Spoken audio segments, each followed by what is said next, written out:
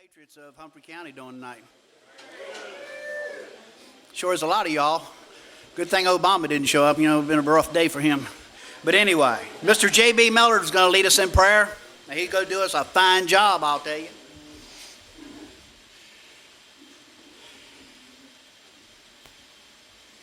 Okay, let us stand and bow our heads, please.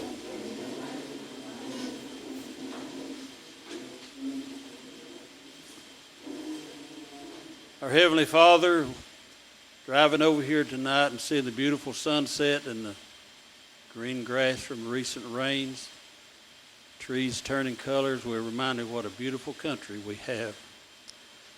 Heavenly Father, we're thankful to be Americans live in the United States of America. Lord, our hearts are saddened and we're disturbed by the way things are going in our country. We're here tonight to listen to candidates who will be seeking public office and tell us what they're going to do to try to straighten our country out. I ask that you would help each one of them to speak truth, to speak what's on their heart, and speak that which would please you. Lord, we ask that you just bless our time together, give us the knowledge that we'll need to be good citizens when we vote. For us in Jesus' name I pray. Amen. Amen. Mr. Ronnie Smith's going to lead us in the pledge.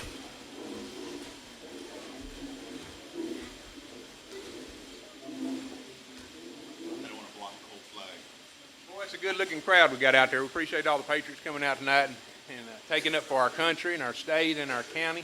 So if you would, please join me in the pledge of the flag.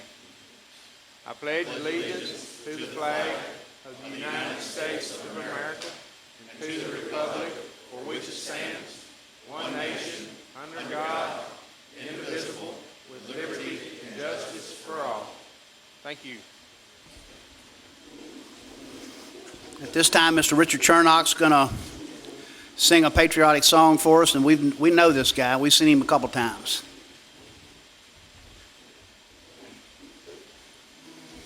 No, Jerry didn't do his usual tonight, but I'm just going to say, if you want to run for office or really get built up, get Jerry to introduce you. He's the very best. And while I'm at it, Jerry, I'd just like to tell you how much we appreciate you and Pat and the other folks working with you. You know, you have sparked this Tea Party. You've done a tremendous job. You've gone down to Nashville and talked to those people, and we really do appreciate you.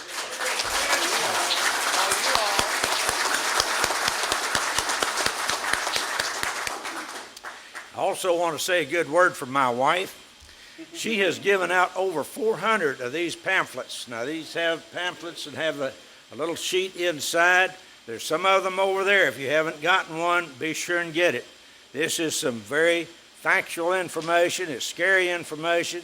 It's something everybody ought to know. They can read it, they can think about it, and they can make up their own minds. But at any rate, there's a number of them over there. You know, Irving Berlin was a tremendous songwriter, and in 1920 he wrote God Bless America, but it didn't get a real start until Kate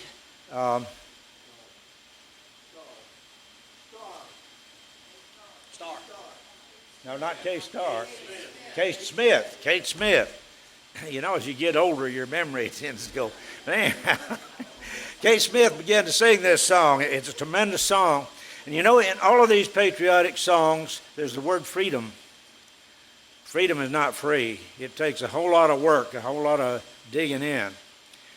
Millions of people have either died or been maimed for the freedom that we enjoy today. The very least we can do to honor those people is to register, to find out to the very best of our ability what is truth and who can lead us the best, and then to vote. That's the very least we can do. I really feel that those that are too, to not do that, ought to go spend a year in Afghanistan. But I believe they changed when they came back.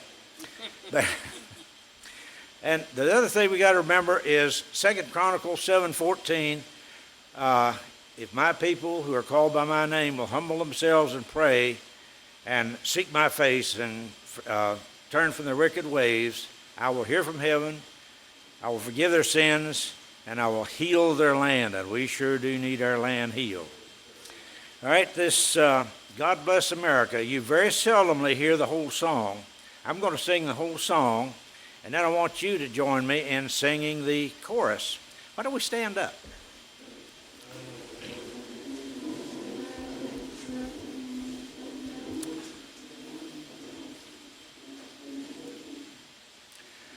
While the storm clouds gather far across the sea, let us pledge allegiance to a land that's free.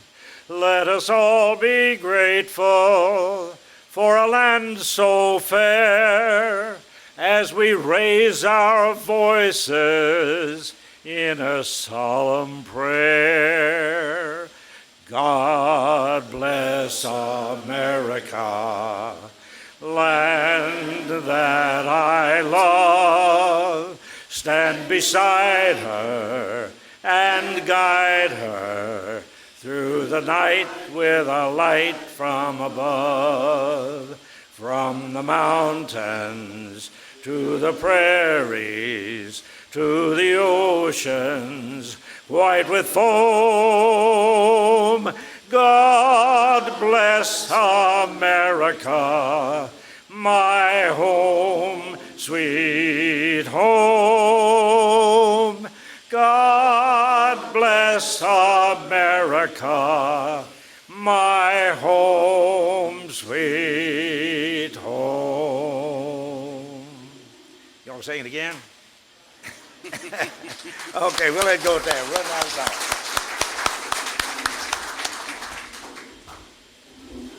He always does a good job. At this time, Pat Pangle wants to read us a little letter from one of the guys that was here last time. He, we do this thing month after month, and it's been going now for a while. And sometimes I'm sure a lot of you, and including myself on the right day, has wondered if we're really making that kind of a difference, if anybody's really paying any attention. This thing, I believe this letter came from Mr. Jack Arnold, the independent running against Marsha Blackburn.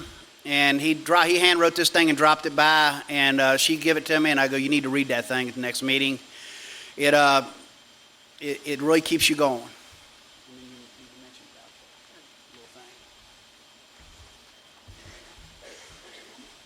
Dear Pat and Jerry Pangle, and members of the Humphreys County Tea Party, I can't thank you all enough for the opportunity to speak my mind. As I'm sure you know, if a person doesn't hear National Party officials, or it's kind of hard to read his writing, hear National Party officials or millions of dollars behind him, opportunities to speak to large groups of voters are few and far between. Even more importantly, I was encouraged to find so many citizens actively questioning the policies enacted by Congress and by the current administration. Not only was I educated by your party members, both during and after the event, I left believing that someone can be found who will carry the banners of independent thought and reform of Washington corruption for Tennessee's 7th District in 2014. In truth, there was more honest-to-God thought, soul-searching, and genuine concern for the future of our country, our Constitution, and our economy among the people in that room than there has been in all of Washington, D.C. for quite some time. I thank you for the opportunity to be encouraged by witnessing it firsthand. God bless all of you. Jack Arnold. It's pretty amazing, isn't it? Also, we have been donated, we have this little patriotic doll sitting over there that actually sings and dances to God Bless America, and it was donated. And so we're asking anybody that would be interested in having him just to write your name and what you'd be willing to bid on him, and then we'll give it away at the end of the night. God bless you guys.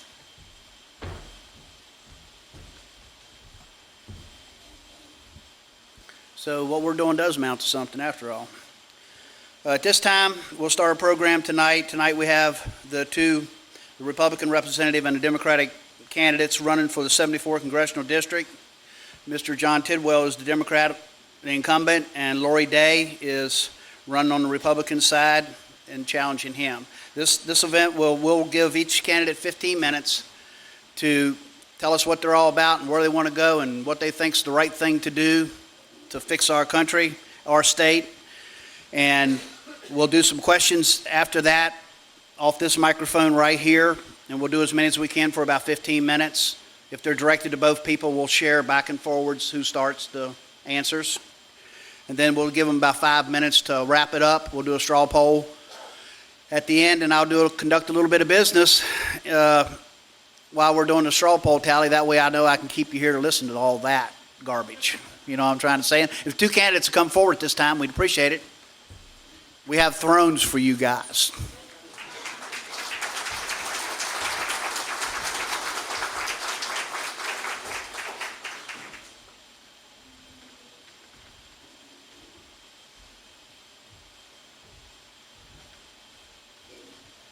You're up first, Lori. Good evening, everybody. Thank you so much for coming. I'd like to thank the Houston County Tea Party for making these type of events happen. They've been doing these since they started for every race that we've had, and everyone is welcome to attend in the community. They've done a good job at trying to make that known. They run ads, and it's open to everyone, and it's really a service that I think the Tea Party provides for our local community, and thank you all who make it happen very much. I'd also like to thank Mr. Tidwell for being here. It's an honor for me to stand here tonight to be in front of people who many of you I've known, some of you I don't, but it's an honor to stand in front of any group for me right now.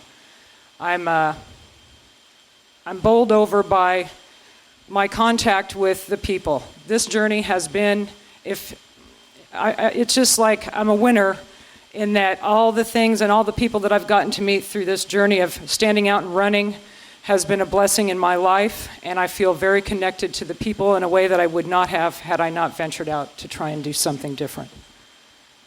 I would like to talk a little bit about why I'm running. One thing I want to make clear, and this might sound a little odd, this microphone's weird. Can everybody hear me okay? I have a hard time keeping track of myself here.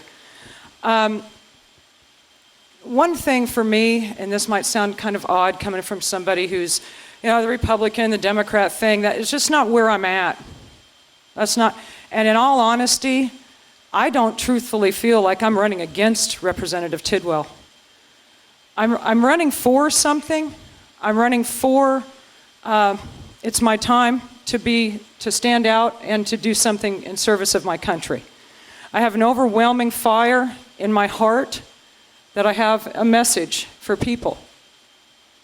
And that's why I run. I run for my son, and I run for everybody's sons. That sounds silly, it sounds cliche, but it's the truth. I run because I want my son to know that someone like me can get up and run.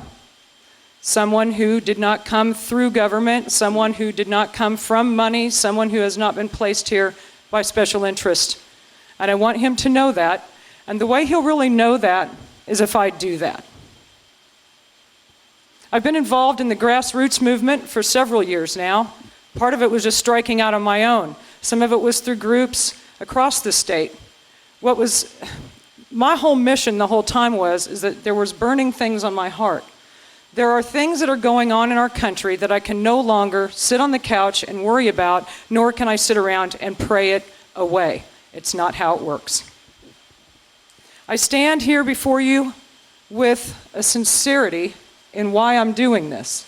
One of the biggest things I want to do is connect with the voter. It's probably the primary thing that I'm driven from that point of view, is to reach out to the voter and to stay connected and to help to build our communities in a way that it was hard to do by me just being Lori Day. Nice to meet you. You know, there's a lot of concerns. You know, we should be doing something. And people go like, who are you? It's another reason why I ran. I felt like if I could get a platform, maybe more people would listen. Because it's not just me who knows what's going on, but I feel like I'm willing to stand up and talk about it when many aren't. I'm going to give you just a little bit of a weird glimpse into me tonight. I have never chosen easy paths. From a young age, I don't think I ever believed that there was such a thing. I still don't. I don't believe that there's a choice between picking the easy route or the hard route. I think life just can be hard and it can be great. But I don't feel like anything worthwhile ever comes easy. It hasn't in my life, so therefore I've made a conscientious effort to never choose what appears to be easy. I think there's trickery in it. I was called at a young age to be bold when I wasn't. I was a very shy kid. I was a scrawny kid. Kids made fun of me a lot when I was in school. But I knew there was something in me that one day would come out. I exercised the behavior of a rebellious teenager. That was the one first initiation of me trying to be bold and coming out. It wasn't necessarily the right way. My whole life has been a journey filled with choices that I've made. I have a firm belief in the American dream. I have never believed that me being a woman is a detriment, nor is there a war against me. I have never believed that anybody with a drive and a heart and a love couldn't do exactly what it was they wanted to do, irregardless of their station in life, their station in their family, in their community, or the education that they've had. So most of my adult life I have spent trying to carve out a piece of my own universe. I own a small business with my best friend, Eric Hildebrandt, my husband. We started a business venture in 1995. We thought we were going to open up a restaurant, but realized quick that that was way overregulated for us. Nor did we want to be married to the timeline of what it takes to run a restaurant. But we embarked on trying to raise money for that. In that journey, we decided that, wait, people are hiring us to do a party. And we shifted from wanting a restaurant to opening a catering company. We've never been a big catering company. But we carved out a service for a price that people appreciated. I have never in my adult life known where my next mortgage was coming from. Ever. Ever. I have never known when I will have a paycheck. That's the route I've chosen. I've chosen to try to be a producer in life. I've chosen to try and do something that I think is of service to somebody that I can take care of my family with. That journey has not always come easy, but I wouldn't trade it for the world. And I would stand up against anybody trying to threaten it or take it away from me. There have been times where money was good. There's been times when money was awful. There's been issues that we always took care of because we never borrowed money. I've never had a grant. I've never had assistance. I've never personally borrowed money from my company, and I'm proud of that. But we don't have anything. We don't have wealth by that standard. I got to a position where Eric and I actually made money a couple of years that the IRS said I owed a big, fat, big chunk of money to. It's like, okay, but I'm not making that money now. And I had to deal with the IRS, and I've been dealing with the IRS for years. So as many of you may know, there's a lien on my property from the IRS. I am not a defaulter with the IRS. They've always known where I've been, and I've always been paying them. And I will tell you that it's not pretty dealing with the IRS.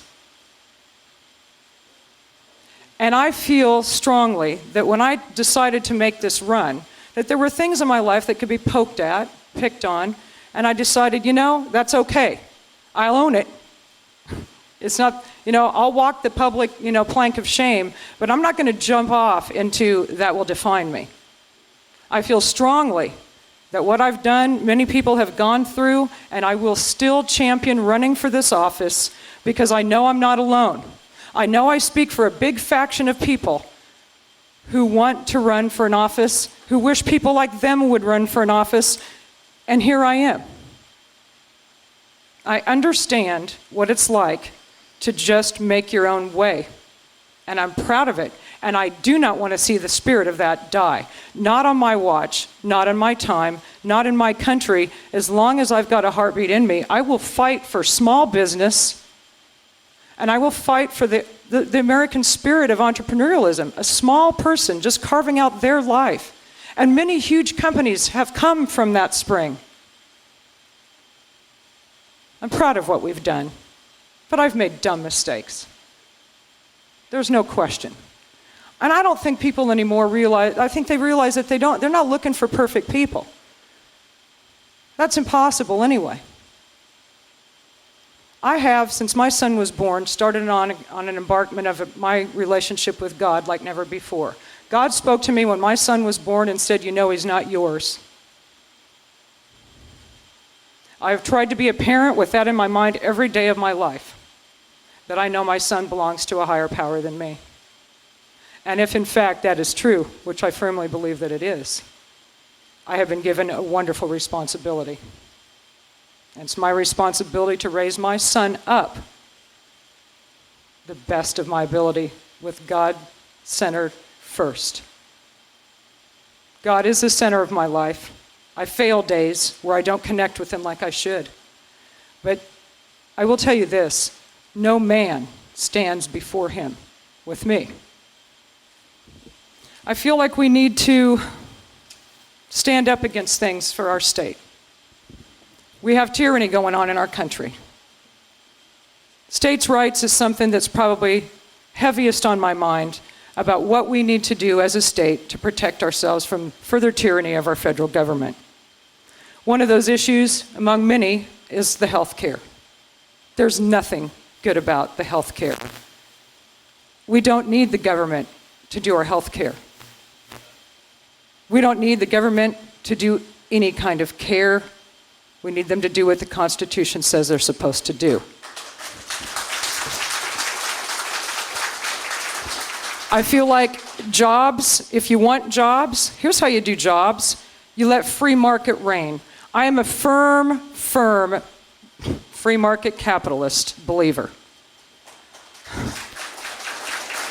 There is no way that I could ever be convinced that if you let the free market bridle out, you take out the bridle, you drop the reins, all things happen for jobs.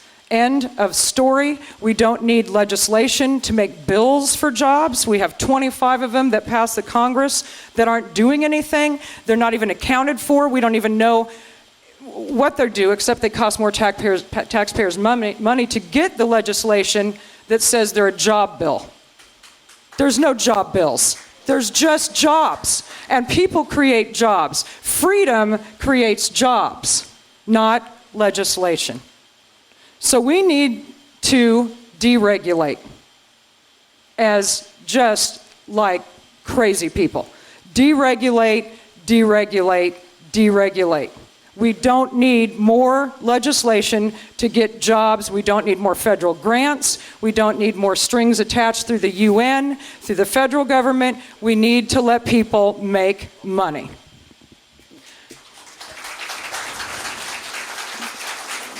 The other thing I feel strongly about is that we need to seriously invest in education in a way that's proactive for the right types of things human beings need to learn to function in life. It's pathetic, the stuff you hear, the interviewers about our civic government, our history, economics, you name it. These are the fundamental things that carry one through life and help start business. We have people out there that don't understand it. I talk to people all the time that can't find people to employ for the simplest of tasks of basic reading and writing and math skills. They cannot make the grade. We have more people, we have more privatization right now working on building prisons than we do schools. That is just wrong. That is an indicator of the morality in which our country has fallen to, and it is a sad testimony, a very sad testimony. And I say this, if we do not start to get the virtue back in our country, in our states, in our cities, in our homes, in our churches, we are surely lost. As a nation, as a state, to me, the first thing you do to re-implement some virtue is you get rid of the gateway drug of immorality called abortion.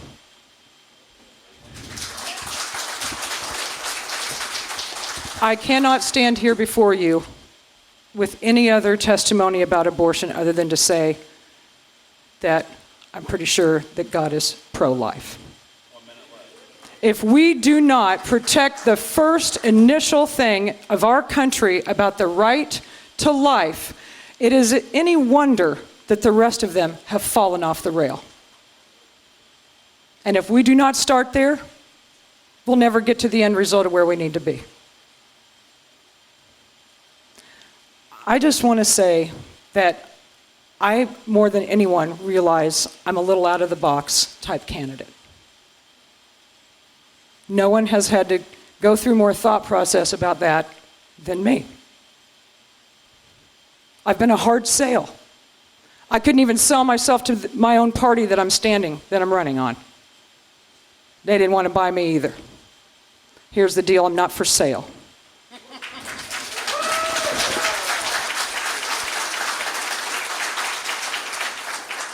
I'd like to thank you again. I'm going to turn it over to Mr. Tidwell.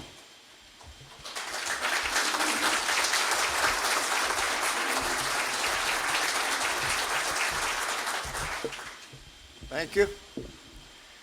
My name is John Tidwell.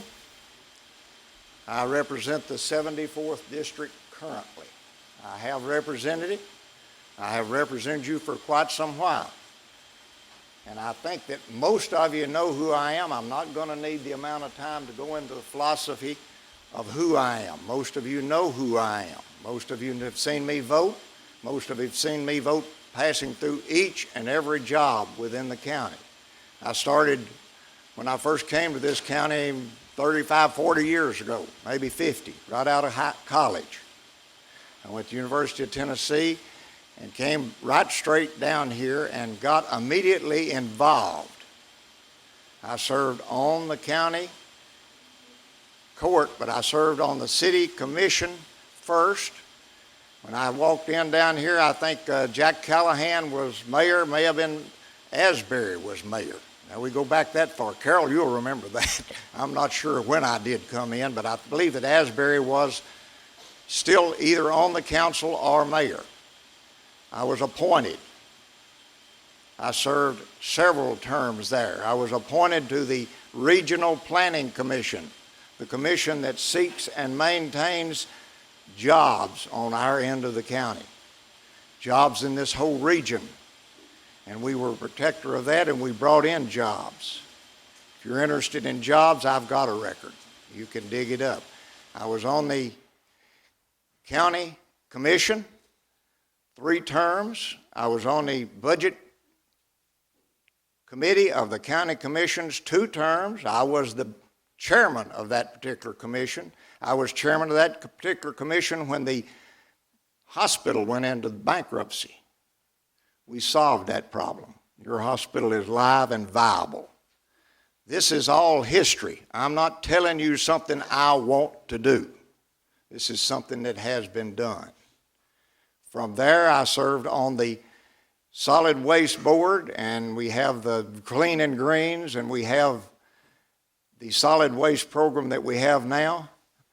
I went from there to this particular job.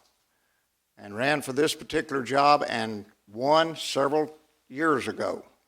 Since then, I have performed several jobs at this level that are of immediate interest to you. I wrote all of the logging bills that govern the state of Tennessee today for the control of clear cutting. And this past year, the Tennessee Forestry Association announced that for the first time, Tennessee has growing more timber than it's harvesting. So that appears to be a success. I updated that bill with a half a dozen other bills. One of the latest bills that I updated it with was to put somebody in a position of not being liable to the regulations of environment. The regulations of environment go after the land and the landowner. I wrote a bill and attached it to the logging bills that says if you hire somebody that has taken the master logger program or rated master logger, then you are relieved of the legal obligation for the environment for your land. And I'm telling you, that's where the lawyers wanted to go, after the land. They didn't care who cut it. The money's in the land. The bill was formed rather uniquely, and I got a little bit of national recognition out of it because it was written to keep the whole thing out of court. I gave in the bill the Tennessee forester the control and the right to shut down forestry operations if they weren't following the plan that was put there. And the plan was developed by the University of Tennessee and made a part of this bill, so they know exactly what they're doing and what they have to do. I'm extremely proud of that. I also helped the farmers. The first 2 or 3 years I was in there, I wrote a bill that got rid of the regulations of the Environment and Conservation Division. And you that are farming may remember that for a while you could not touch anything in a stream through your farm without a state permit. And state permits are hard to come by. You don't get them overnight. I was telling them that when I went up before the group that I was raised near a farm. My grandfather had the farm, and he had a little bottom he planted.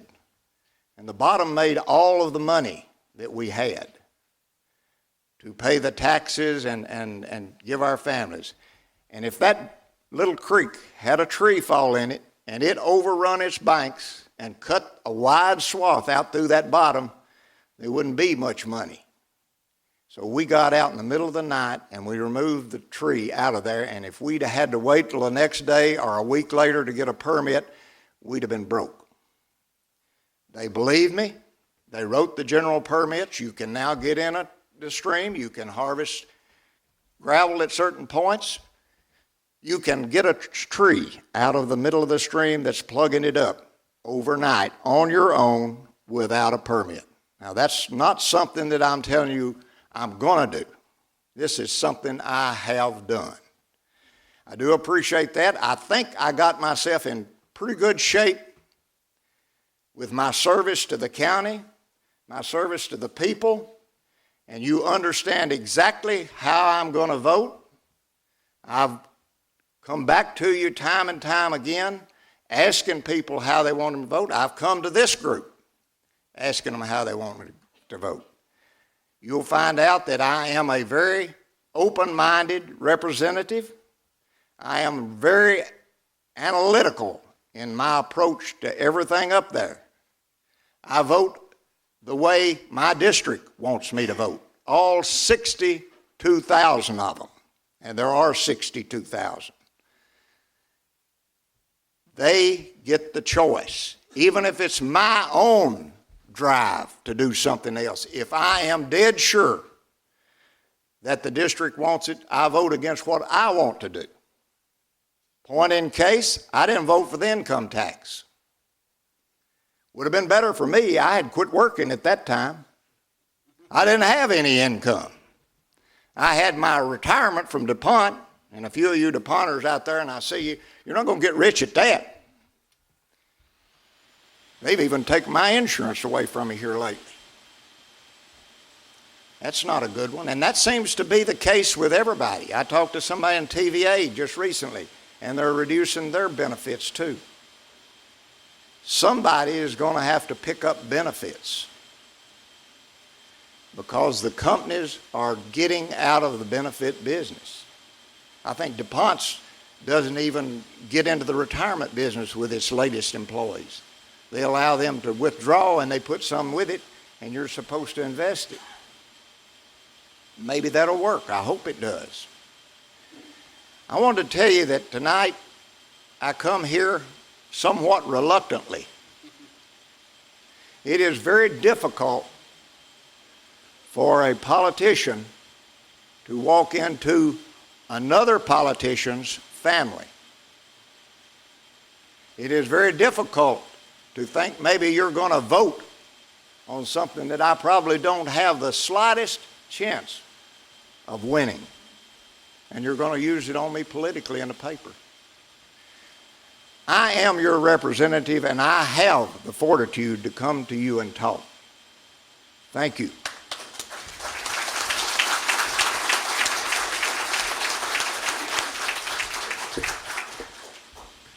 All right, if you guys got any questions for these two candidates, you need to roll forward. Microphone's up here at Mr. Johnson's, and we'll take them for about 15 minutes. If it's directed to both people, we'll take turns on who starts the answers. Yeah. I have a question for both of you. How would you go about reforming the way that teachers for the government's schools are trained and licensed in order to make these schools better and to give the teachers themselves some kind of a protection that they've lost when the legislature stripped away their union rights? John, you want to start? I'm going to have to ask him to say it again. I couldn't hear quite all of it. I want to know how you would reform the way you train and license teachers in government schools, public schools, to make these schools better. To protect these teachers from arbitrary decisions by administrators. One thing is on education, and I'm extremely large on education. I have a mother and a father, both were educators. I'm going to tell you that there are a lot of good educators out there. There are a lot of good teachers out there now. There are a lot of good teachers in our system. The public system is not broke. The public system can be fixed. It needs fixing. It has a lot of things that we could do better. One of the things that we could do better is the legislature could leave them alone. Since I've been there the last 2 or 3 years, we have passed a bill that said they've got to have an hour's worth of physical education a day. Reading, writing, and arithmetic? No. Physical education. They've got to. We've decided they were obese. We took the Coke machines away from them. Legislature is into making laws that dictate, and when we pass a law, it is a law. They have to do it. We just recently passed a law that I was very upset with, but I was in a minority voting, and we passed a bill that said that gateway sex has got to be taken. Now, a lot of us don't even know what that is, and I'm not even sure I do, and I'm not going to even get into explaining it. But the legislature needs to get out of the education business and let those people that are educated in that particular field, and we have some great colleges in our state, and they educate educators to teach. They are the ones that get the educators certified in the proper method to become teachers. I'm not telling you, I did not say that, no. No, sir, I did not say that. I said that it does need changing. I said we have a good system, and it does need bettering. I would change some things, but I'm not so sure that I would change the fact that a teacher has to go to school and graduate with a degree in education in order to be able to teach. I will tell you that I don't believe an engineer ought to go to Nashville and tell the teachers how to teach. I don't believe that. And I will not vote for things that come in that order. Does that answer it? I believe that we have good teachers. I believe that we have a good certification program. I am not so certain that we couldn't improve it. Yes.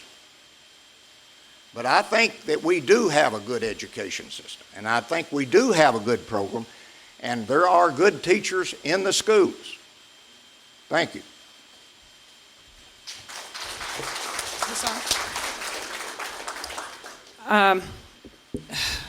It's a loaded question. But overall, we do have great teachers, but we're losing many of our older, more dedicated and experienced teachers, and I think that's a shame. I think there's a problem on the teachers that are coming out of colleges now and that they're taught to teach to the test. I have some issues with that. We are going the way of Common Core curriculum. That does not work for me either. So when you have Common Core coming down the pike, which means cookie cutter, you are now removing fabulous teachers. You're tying their arms behind their back. Teachers should be able to inspire kids to learn in their own way with their specialty that they had a fire for when they were in college. We also should enable people to teach if they have a specialty for technical training. And I feel like that's a huge missing link. And teachers, us taxpayers, will take care of our teachers if we can get some problems out of the way. Thank you. Yes, I have a question, Mr. Tidwell. You have been in a long time. I respect you greatly. I think you're a fine man. But you had a statement you made about the loggers bill. My question is, why did you have to make a bill to address somebody that already had a law or something in effect that legislators gave them that right to override people's own streams, their own land? It's almost like putting a Band-Aid to stop somebody from doing something wrong to somebody when they shouldn't have had that right in the first place. You're talking about the landowners? Yeah, well, no, the ones that you addressed the bill to. It's like environmental people or somebody like that. Why do we give them authority in the first place to have that much control over the individual's farm and land, and you have to come along and start attaching a bill to it like a Band-Aid? We should do away with those people's rights of environmentalists controlling people. And that's what I'm talking about. Why don't we legislators get up there and address the main issue and get rid of all that environmental people that's riding people to death? Same as the federal government.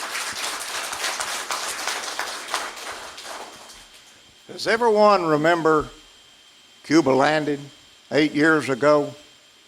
2,000 acres scalped. The stream plugged. Smith, that lived down on there, is gone now, come to me and begged me to do something. Would you have me back completely out and say, do whatever you please? I don't think the rest of you would really like that. I got rid of environmental regulations. I turned this particular piece of business over to the state forester. That's where timber is. The state forester. He's not going to get into the silly regulations that you think come out of the environment conservation. I think some regulations have to be there. You ought to have seen the stream that I saw. Mid-South Logging came up out of Alabama and used the stream bed as the roadway to come into it. You remember it. It's in your county. It's right down here at Cuba Landing it was. It went on for 5 years.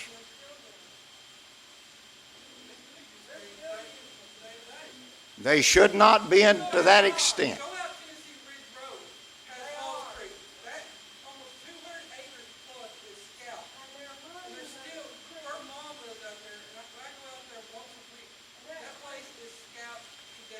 You need to turn that into the Department of Forestry and let the forester come down and look at it.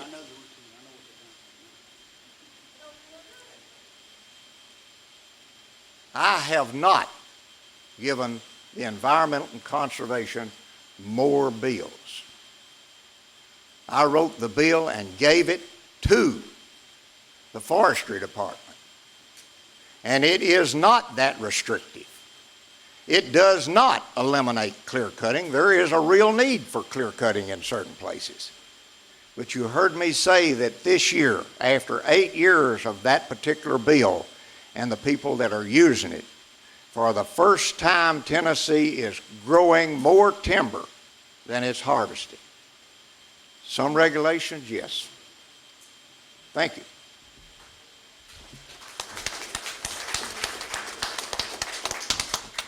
Yes, I'd like to get to know from both of you your top 3 donors.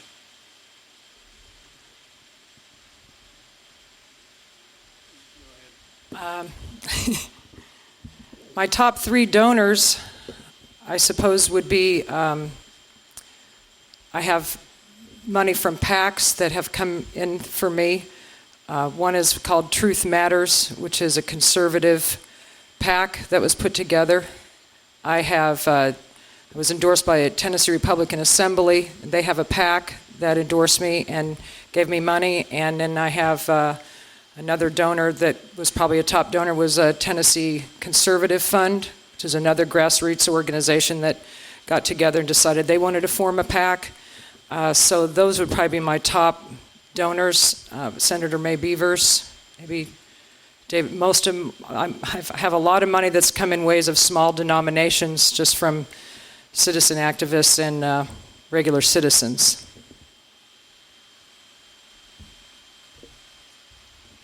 My top donor probably was the Brotherhood of Pipe Fitters, the trade union that operates here in the county that a lot of you either have somebody work with or know of somebody that works there. They work down at these industrial plants, and when DuPont shuts down, I know that they have to be called, and they come trained.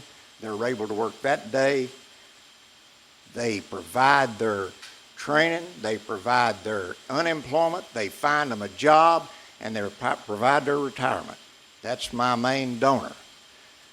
I have several other donors that probably are in exactly the same category. It seems to be quite a figure that they are. One of them is an individual here in the county, and rather than single any individual out, I will not call his name.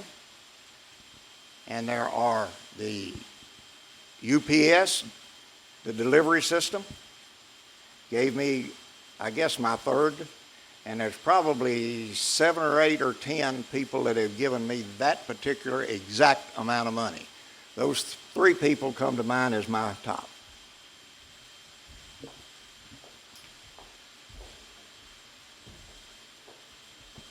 Mr. Tidwell, you said a while ago you were concerned about the fact that a lot of industries no longer were providing benefits to their employees, and you said somebody has got to do something about it. Do you think that that's the government's job? Who do you think should do something about it?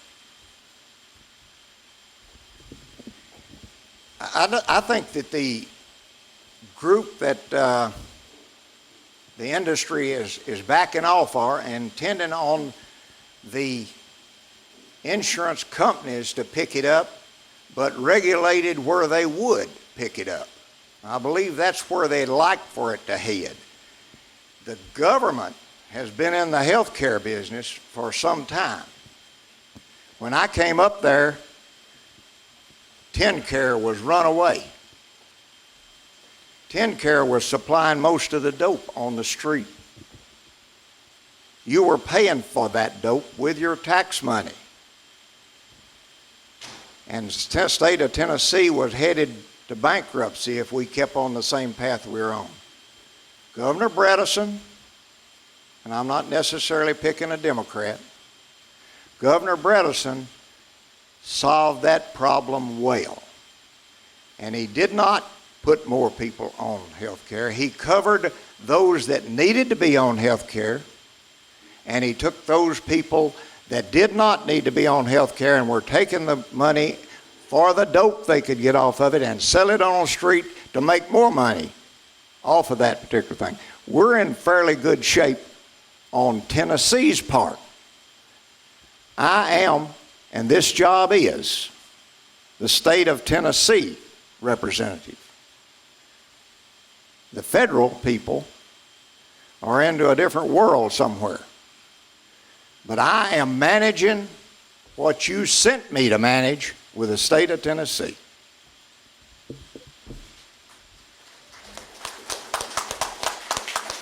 My question addresses both of you. I'm a former teacher, I'm a former principal and administrator. I'm also a pastor at Tennessee Ridge. My question to digress back is about education. I'd like to know two questions I wanted to give both of you.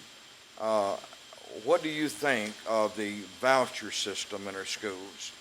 And would you support it if there was a bill, or would you apply a bill to have a voucher system in our state? I think there's two major problems with our school system today. Number one is so much bureaucracy that the teachers are handicapped. Secondly, we seem to think that money can solve every problem, and I'm sorry to inform whoever thinks that it's not going to do that. And I want to know what you think about the voucher system. I appreciate it.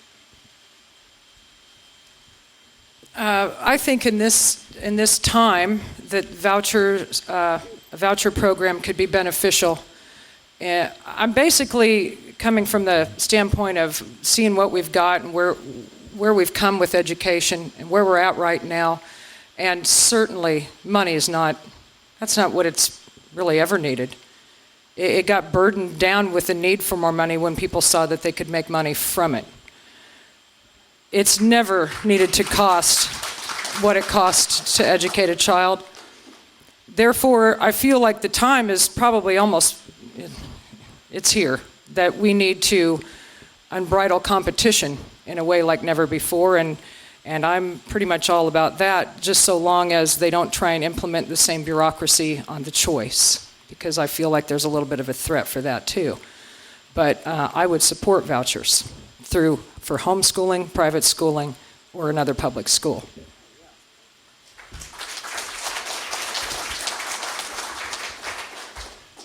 The largest amount of money that the state of Tennessee has is in the field of education.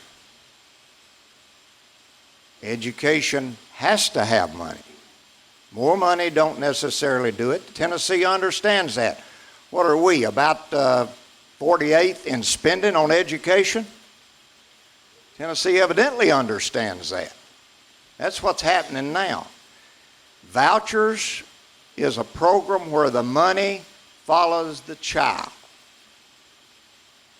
In its true form, I don't think it's necessarily that good.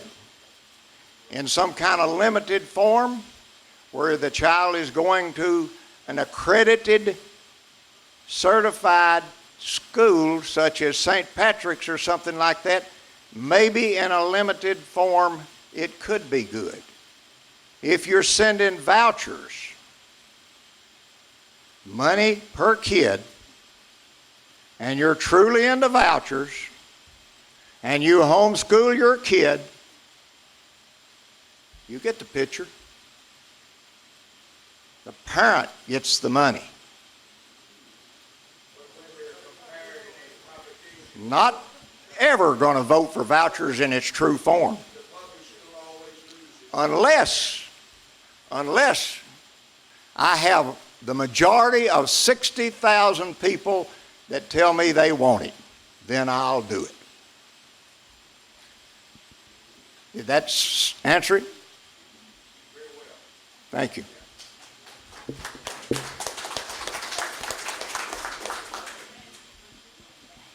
I I want to ask the question of John. In 2000, the abortion industry had excuse me, let me back up a second.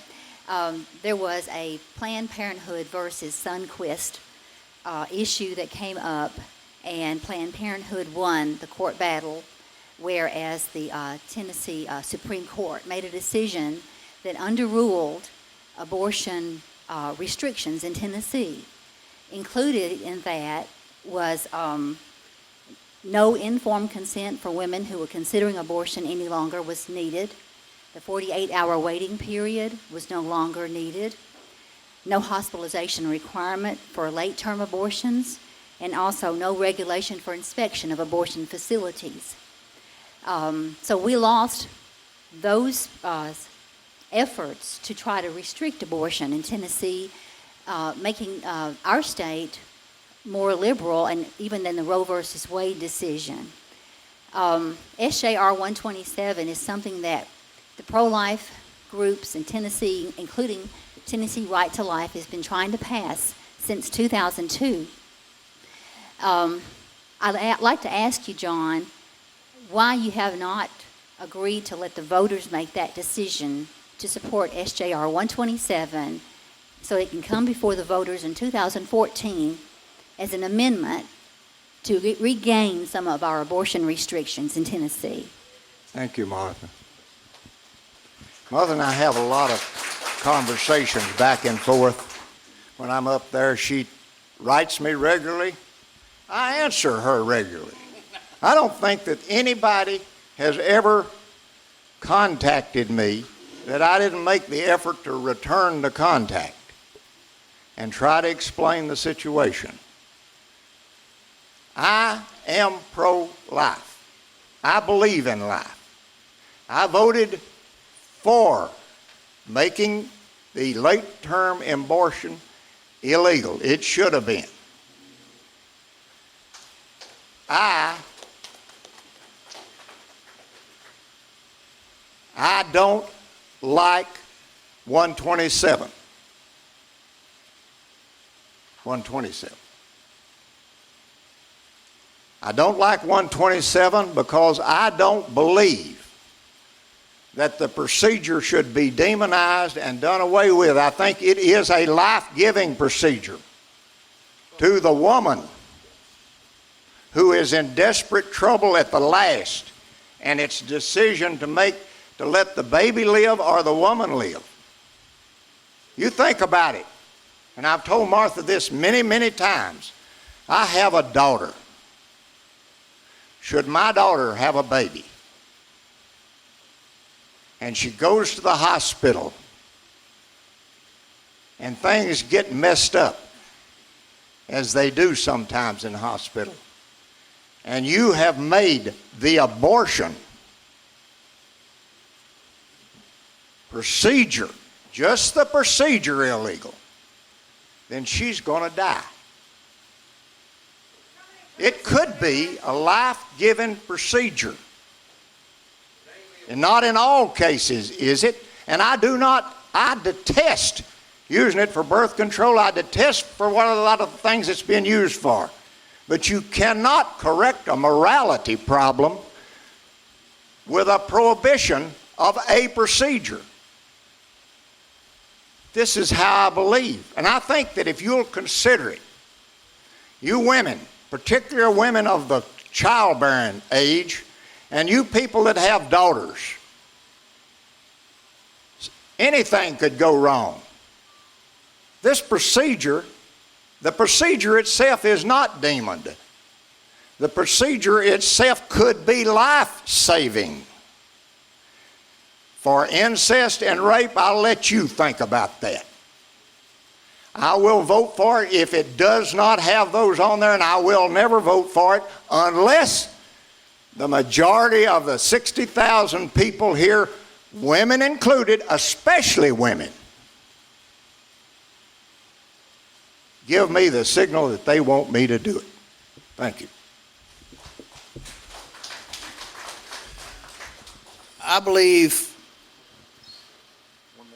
I might be confused, like I usually am, but John, that resolution doesn't change abortion in the state of Tennessee. That resolution lets the constituents, would allow the constituents of Tennessee to vote to see if they would let our legislators adjust abortion within the state of Tennessee to the guidelines of Roe versus Wade. They would not be allowed to overturn Roe versus Wade.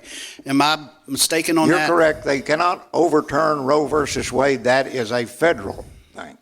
Right. So then the life of a mother would not be an issue with this bill. You're asking the state of Tennessee, if they get the majority of the voters to do what the majority of the voters do. What did I tell you? I'll do what the majority of the people want me to do in my district. As I told you before, I do believe this is a life-saving procedure. It is merely a tool that the doctors have. You cannot solve a morality with it.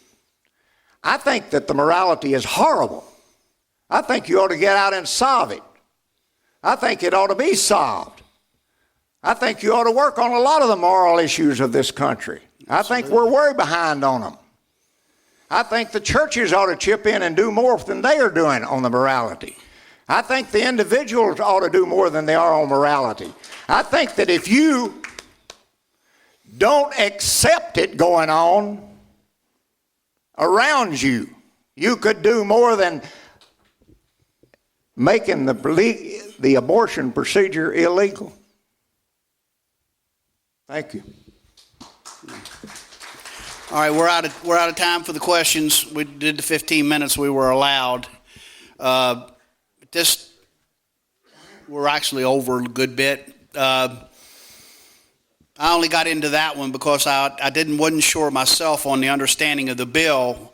The bill itself would not allow Tennessee, if they pass the resolution, which you will vote on in the governor's election in 2014, it would give the state of Tennessee legislators would only give them the right to adjust abortion within the state of Tennessee in the guidelines of Roe versus Wade. So in no way could the legislators in the state of Tennessee make abortion illegal. They could not do that until the federal law was overturned. So it would just be an adjustment. Very similar to a bill they passed, I think this year, where you had to have admission rights into a hospital in the county or adjoining county where abortion was performed. Those are the kind of things that they would be looking to do, I hope.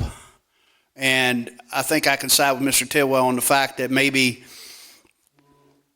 he has to make a choice on however. I just wanted to make sure you understood what the bill really was. It's just, it'll come in the vote. All right, this time the girls are going to pass out the stuff for the straw poll. I'll go ahead and blab a little bit on some business. First of all, while they're doing that, we'll let the two candidates do a 5-minute close, and they'll do the voting. And while they're doing the voting, I'm going to do my blabbing then. You want first?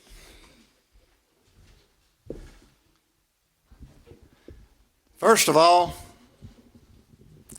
I appreciate being able to address groups. I appreciate being able to address everybody. I appreciate the opportunity that I have to take input from everybody. That's what this job is all about. This job is primarily deals with the spending of your tax money. And I do that. I do my own life that way. I am conservative. I am a Democrat. I'm not ashamed of that. I do not hate God. I'm a Democrat. You wasn't at the convention. I have belonged to the church since I was in diapers. My wife and I belong to the Methodist Church in New Johnsonville, Tennessee, and rarely miss a meeting. My 2 kids were raised there. I have one that's a principal at the elementary school in New Johnsonville, and I have another one that's a registered nurse. I'm proud of both of them. I'm proud of the way I brought them up through the church. I think it's a misnomer to think that Democrats can't be Christians. I would fight you over that one. I want to tell you that I have spent my lifetime in Humphreys County qualifying myself for this office.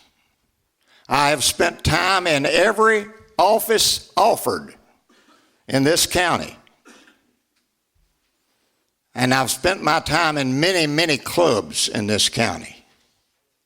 There is nobody in this room that's really scared of my vote. I come to you, and I'm not in my own surroundings. I'm in her family. But I come to you and ask you to allow me to represent you in Nashville with your vote. Thank you.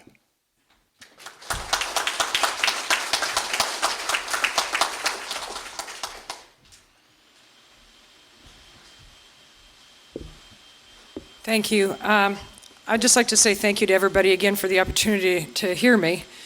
I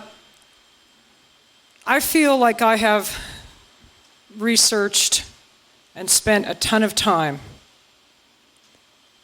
to try and prepare myself as much as possible for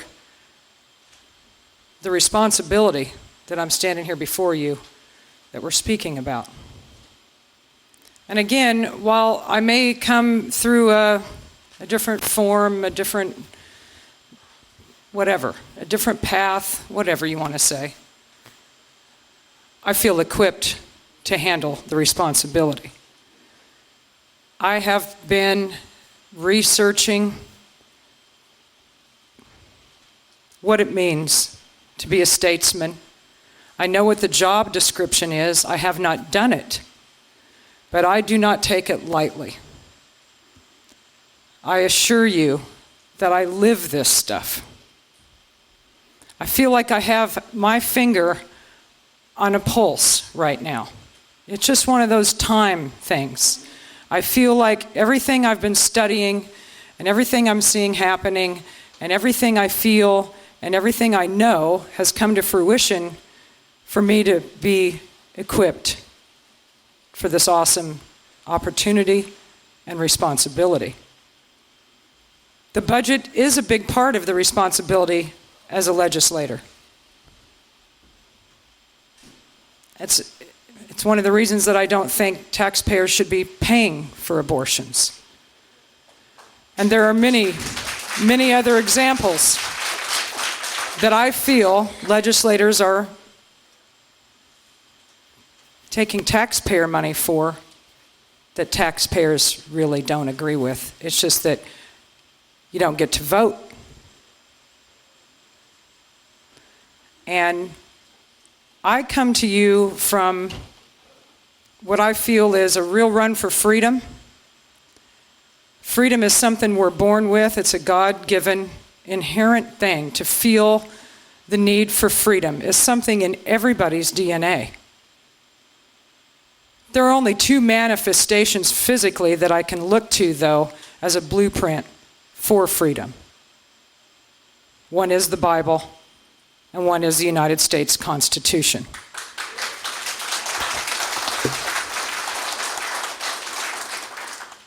I don't know exactly how I will vote for every vote. I have no record to bring before you. This is a huge leap of faith for you, the voter. I understand that. But I want you to know that my 2 templates of referral of how I really feel freedom needs to work is the Bible and the Constitution.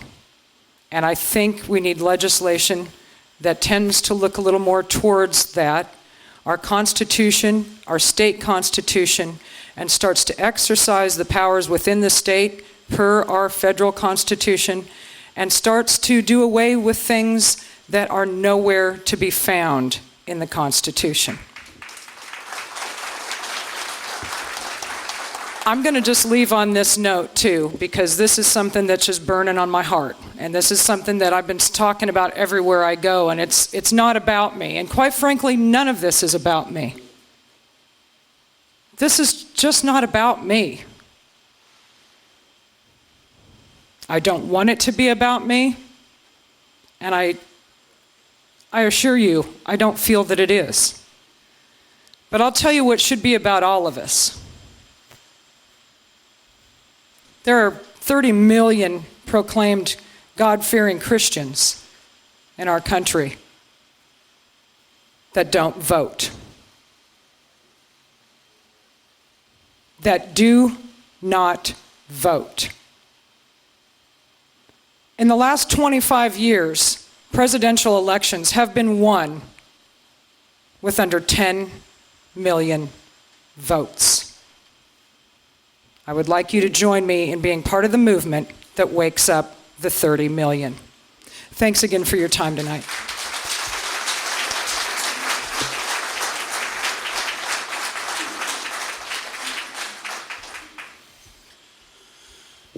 Well, they'll gather up the votes, they'll tally the votes, we'll go from there. Of course, we run this deal with donations. We appreciate anything we can get from you guys, and God has blessed us for every time we get right to the line, we end up with exactly what it takes to keep this thing going. Is there anybody that we don't have your ticket yet? Any ballots still out? All right, they'll do some counting. We're gonna, next month, I believe we're looking at bringing in a guy from down in Williamson County. Their Republican Party passed a resolution against, actually this Republican Party in this county passed a resolution also against our Republican governor on some issues that he has been dealing with that are not as conservative as we would like it to be. So we are not 100% Republicans in any way, shape, or form. Now, if you're a true Republican and run on party line and do things the way it's supposed to be, then maybe we are. I don't know. But I think we're going to take a look at some of that issue right there, what that resolution's about, and some things Mr. Haslam's doing that's not quite conservative enough for us. And the way that thing stands right now is, I believe it's about 16 or 17. Lawrence County passed it the other night. A guy called and told me. So it's a moving, and hopefully it'll wake him up, and he can take a look at what he's doing and get his stuff straight. If not, we'll have plenty of time to inform the population before 14 that he could have to sell a lot of gas to stay in office, because I'm here to tell you, I'm coming after him. And we'll talk a little bit, I'll talk a little bit about the primaries. I'd like to thank all you, every one of you that helped us support Zach. I'd like to thank you at this point. I wish we'd have done a little better than we done, but we didn't. It was a fight worth having.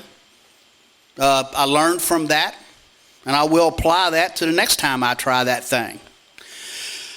I'm leaving for Virginia probably before the weekend. I'll be up there trapping fox for a month, but I will also be up there trying to figure out for the life of me what's wrong with those people in Virginia that they can't get their heads screwed on the way it needs to be. I've been in touch with some conservative groups up there, and in between I will be doing some stuff up there trying to, if anything else, enlighten myself on what's going on with that state. And I really do know a large part, Northern Virginia, population of Northern Virginia just about overrides the country people, the people that's got their heads screwed on, make a living every day, and don't work for the federal government. So almost all of Northern Virginia now, which has grown exponentially, is federal government workers. And they're just not up for killing the goose that laid the golden egg. And that's just the way it is. So, but we're here within the state, there was some signals made in the primaries that seven old Republican, yeah, you can call them rhinos, guys got removed because they carry water for people that don't need water carried for, and they've been there a long, long time, and at this point they're not trying to fix the problem. They are part of the problem. So for every one of those you do, and honestly, I like Deborah Maggart as a person. I have worked with Deborah Maggart. If Deborah Maggart is running the bill you like, Deborah Maggart is a bulldog. She scares me, and ain't many women scare me. That girl, I have listened to her in some committees that I'm going, man, this woman is on. But the problem with it, the situation was, when you would go on a Monday or a Tuesday and convince these people that what you wanted done was the right thing to do, they would come out of the caucus meeting on Thursday by dinner time, and it wasn't a good idea anymore. So, like John's saying, you need to be down there voting for you guys, not the caucus. And hopefully we sent a message this round that voting for the caucus is not a life expectancy issue. That it can cost you your job, and for every time you do one of those, it just reminds what's left. A few of the legislators down there have told me in the last little bit that they don't care if it's conservatives or what, but the people these days are paying attention to what's going on. There can be some kind of wormy thing happen, and I'm down there. And by the time I get home, and it takes me about 45 minutes, by the time I get home, I got 6 or 7 emails telling me about what I just watched. And that's going on across the state. So it's not business as usual down there, where you can just do anything you want and nobody's paying attention. And so they understand that, and it's time for us to stay on them. Put the foot down. Make the phone calls. When we holler at you guys to make the phone calls, if you believe in what we're saying, make the calls, because it does matter. It matters a lot. And hopefully we can keep going, and if nothing else, we can pull this state back from the grips of the federal government. And we'll do it better here. I'm assured of that much anyway. All right, the tally was 76 for Lori Day, 14 for Mr. Tidwell. So Lori carries it with more than 67. I'd like to thank both of these guys and girls and guys, how's that go? Got to be politically correct here. I'd especially like to thank Mr. Tidwell, who was at a major disadvantage.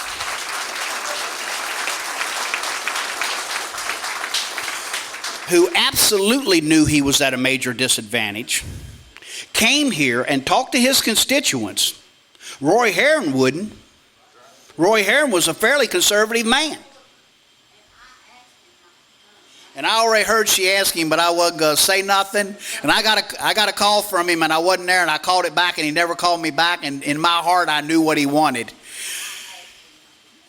John Tidwell came to our second meeting. John Tidwell comes most of the time when they're not in session.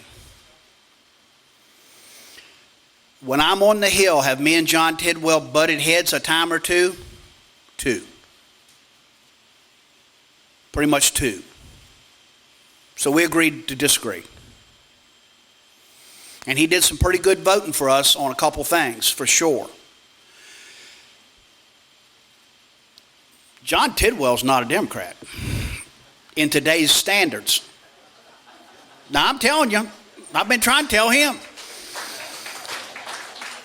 his party left him high and dry. I mean, I asked him on the phone last time I talked to him what he thought about the convention. You know, they can't just get up there and do things like that because I know he don't approve of that. So they just left these blue dogs out here high and dry and just run right over them and just kept on going. I like to see a man change parties. That's what I like to see.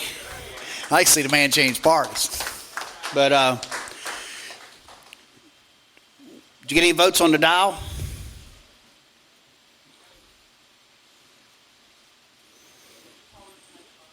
We'll hold it for next month. We'll find somebody that wants that fine and dandy thing. Is there anybody have any questions about what we're doing, how we're doing it? Complaints? Let's hear it. Article 6, Section 3 of the Tennessee State Constitution says that we're supposed to have an elected state Supreme Court. How come we not having that? Maybe we need to ask Mr. Ramsey about that. He got into a little confliction. I can name you 10 or 15 things in the state constitution that's not true. This district wasn't drawn out according to the state constitution. This district is in violation of the state constitution, I believe. But it also is 7 or 8 others I find drew out in the same manner. There are 5 Supreme Justices. 4 of them was appointed by Bredesen, 1 by Don Sundquist. So there we go. There we go. Why isn't our primaries closed? Yeah, the bill's already sponsored both ways and it's going to run. It probably won't make it. But we will put some fire on them boys to let them know that we do need to have that done. And we are in the process with the 7th Congressional District Tea Party Coalition. It's about 7 groups now of picking out some legislation to fight after. And as soon as we do get that stuff picked out, we'll bring it back to you guys and see what you think. Illegal immigration bill, still there. We want to work on that kind of stuff. The shut down the primaries. Remember any of the others? Constitutional sheriff, that's down low on the list, but they need to... Your sheriff is the ones you have to push on that one. The Sheriff's Association. Constitutional carry is probably going to be... Well, the parking lot bill that got hammered that cost Miss Maggard her job... It will move early and quickly. I think that thing's going down the road this time, but it's going to be reworded a little bit. It's not going to mention carry permits because in this state we need to go after constitutional carry, meaning that it's our right to carry. We shouldn't have to buy a license to do it. And with that in mind, in November, we're bringing the Tennessee Farms Association in. They're going to talk about that issue. They're going to talk about their organization. And they're going to talk about Archie. I listened to him talk about our state constitution one time. And he's much smarter than I give him credit for. This guy knows that issue very, very well. And he's going to lay it out, and you guys, we're going to try to find some place to buy these state constitutions to get them to you, because the Tennessee Constitution is a very well wrote and very high, it holds very high esteem within constitutions across this country as being in the top 5 as far as constitutional scholars say. This thing is wrote and is wrote very well. We do need to start following it, and we have a lot of work to do, but this we can't do anything without you guys. You guys are it. Y'all keep on coming, and you just amaze people when they come here from other places. There's so many of you in a small county like this, and I got no idea how this, it's working for us, and he must be on our side, because we started with numbers like this, and we've been able to hold them. And I talk to groups and go to groups all around this state. I mean, everywhere.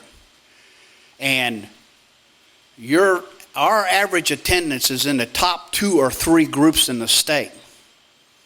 So you guys can be proud of that, and you can be proud of what you've done, and you need to be thinking about what you want to do in the future. That's all I got, and if nobody else got a question, we'll close this.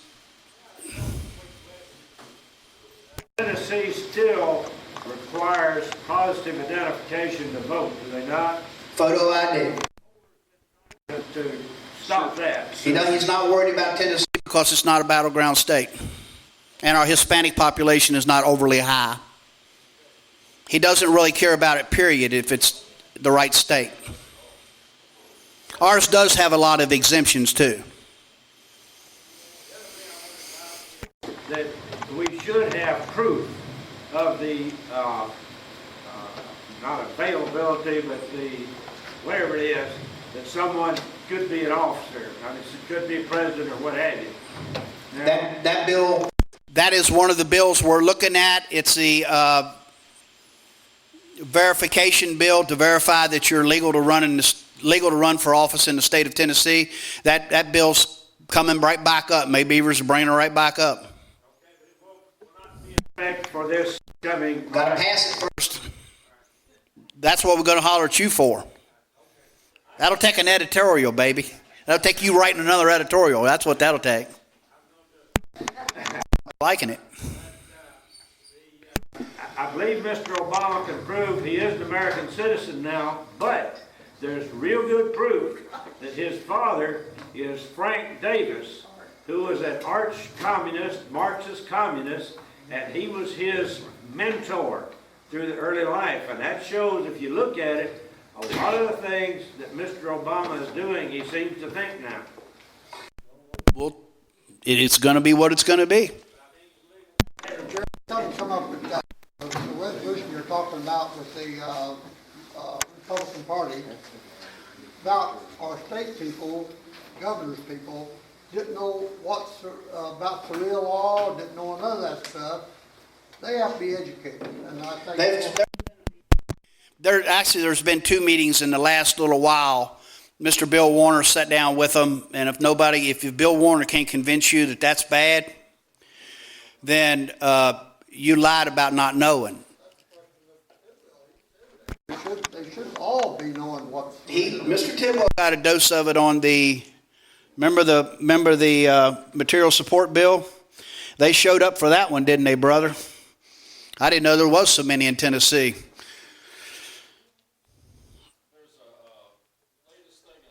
It's come out. If people want to get a little, I heard a little bit of it on Rush today, and I went and looked at the Drudge Report. There's a pollster come out, and he's correcting the slant that all of the media is applying to their polls. Mm-hmm. But straighten it out, but by correcting the number of people, of voters that are Democrat and Republican, because it's really. They're using the demographics from 08. They're using the demographics from 8, which is not. It's going to be what it's going to be. But if you look at the polls and correct it, it makes you feel a lot better looking at the results. Well, if you're not much of a patriot, if looking at the polls keeps you home on election day. In some states, it might be an issue, but this is a very important election. You guys need to vote.